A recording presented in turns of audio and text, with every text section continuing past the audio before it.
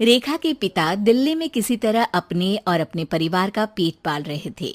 पर एक दिन, अरे रमेश, तुम्हारी बेटी के तो समझो भाग्य ही खुल गए। वकील लड़के का रिश्ता आया है। अरे वाह, कब करना चाहते हैं शादी? वो लोग तो जल्द से जल्द ही करेंगे। बाकी शाम को मैंने रेखा को देखने के लिए बुला लिया है। तेरा घर छोटा है तो तुम लोग मेरे घर ही आ जाना। राकेश और उसकी बीवी सारी तैयारी के साथ रोहित और रेखा की शादी कर देते हैं। लेकिन अगले ही दिन, देखो रेखा, शादी भले ही हो गई है, लेकिन तुम ये मत सोचना कि मैं किसी जोरू के गुलाम टाइप रहूंगा। रेखा को रोहित की बात अजीब लगती है। मैं ये तो सोच भी नहीं सकती और ना ही चाहती हूँ, लेकिन शादी के अगले ही दिन इस तरह की बात की उम्मीद भी नहीं थी। रोहित रेखा के मुंह से ये बात सुनकर गुस्सा हो जाता है। अरे, काफी जबान भी चला लेती हो। माँ ने सिखाया नहीं कि पति से कैसे बात करते हैं? रेखा अब चुप रहने में ही भलाई समझती है। रेखा, जल्दी से नाश्ता तैयार कर लो। आज पहला दिन है, सारे काम तुम्हें समझा दूंगी। ये नौकरानी है जो तुम्हें बता देगी कि कैसे कैसे क्या करना है। फिर इसकी कल से छुट्टी है। रेखा भी ससुराल में जी जान लगाकर काम करने लगती है।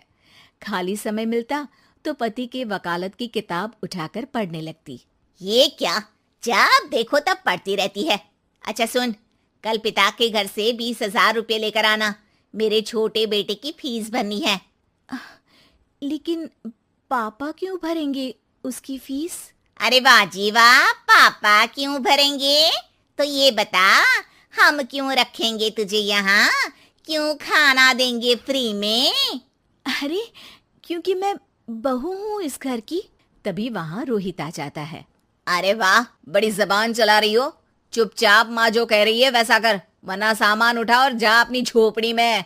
बेचारी रेखा क्या करती, पिता के घर जाती है, उनको सारा हाल बताती है। पिता भी जैसे तैसे पैसों का इंतजाम कर बेटी को ससुराल के लिए विदा करते हैं। देखा, अब कहाँ से आए पैसे? अरे बहुत माल है तुम लोगों के पास, बस सीधी उंगली से निकालते नहीं। नहीं नहीं माँ, पापा ने अपनी मोटरसाइकिल बेचकर पैसों का इंतजाम किया है। पता नहीं अब वो ऑफिस कैसे जाएंगे। अरे वाह भाई, ये भी हम सोचे। खैर, जैसे तैसे दिन बीतते हैं। रेखा जहाँ एक प्यारे से बेटे की माँ बनती है, तो वहीं उसका वकालत की किताब में ज्ञान और गहराता जाता है। हे भगवान, बुरे फंसे। ये केस तो लगता है कि मैं हार ही जाऊंगा। देखिए, मैंने आपकी इस केस की फाइल पढ़ी थी। इस केस को जीतना बहुत ही आसान है। वाह भाई वाह, यहाँ वकालत की डिग्री लेकर भी मैं समझ नहीं पा रहा हूँ, और तुमने रोटी बनाते बनाते ही केस समझ लिया। अरे जाओ जाओ, जाकर मुन्ने को संभालो। केस मैं संभालूंगा। ए लड़की सुन, जाकर अपने बाप के यहाँ से 3 लाख लेकर आ। पूरा घर फिर से बनाना है। छोटे की शादी करूंगी तो छोटी बहू को कहाँ रखूंगी? पूरा घर तो तूने घेर रखा है। ऐसा मत बोलिए माँ जी, पापा इतना पैसा कहाँ से लाएंगे? अब तो वो रिटायर भी हो गए हैं।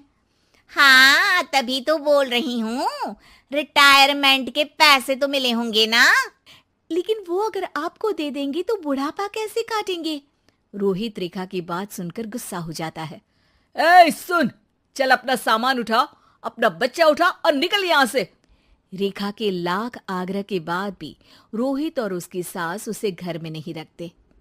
पापा, मैं तलाक चाहती हूँ। बेटा, मेरे पास वकील के पैसे नहीं है। पापा, आप मुझे वकालत करवा दीजिए, अपना केस मैं खुद लड़ूंगी। इस बार रेखा के पिता भी उसे ससुराल ना भेजकर रिटायरमेंट के पैसों से वकालत करवाते हैं। और फिर एक दिन कोर्ट के बाहर, रोहित, आज तुम अपना ही केस हार गए, वो भी उस लड़की से जिसकी तुमने कभी कदर ही नहीं की। रेखा, मुझे माफ कर दो। मैं इतनी बड़ी अमाउंट कहाँ से लाऊंगा? मैं हर महीने पैसे नहीं दे सकता तुमको। पैसे वहीं से लाना जहाँ से तुम मेरे पापा को लाने के लिए मजबूर करते थे। एक पिता अपनी बेटी की शादी उसकी खुशहाली के लिए करता है, ना कि सारी जिंदगी कर्जदार बनने के लिए। अरे, मेरे ही बेटे की किताब पढ़ पढ़ कर ज्ञान बांट रही हो? वकालत की किताब तो ससुराल में ही पड़ी थी ना। बिल्कुल, यहाँ मेरी गलती रही। जिस पैसे से मैंने इसकी शादी की थी, मुझे वो पैसे पहले इसकी पढ़ाई में लगाना चाहिए था। और आज रेखा एक जानी मानी वकील के रूप में काम कर रही है।